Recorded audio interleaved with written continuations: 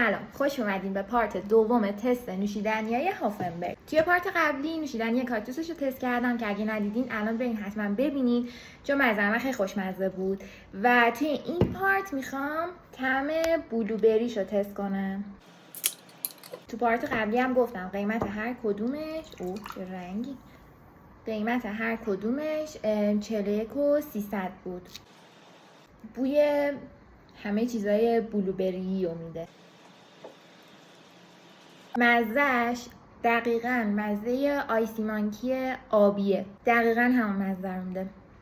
احساس میکنم از اون نوشیدنیایی هم هستش که وقتی میخوری دندونت و زبونت آبی میشه، دقیقاً عین آیسی مانکی آبی. در کل خوشمزه بود، یعنی چیزی نبود که بگم بد مزه است و اینا، ولی دقیقاً مزه آیسی مانکی آبی رو میده. یعنی اگه اونو خوردین و دیگه نمیخواین اینو تست بکنین، کاملاً وقتی این حرف رو زدم متوجه میشین که این الان چه مزه‌ای داره میده.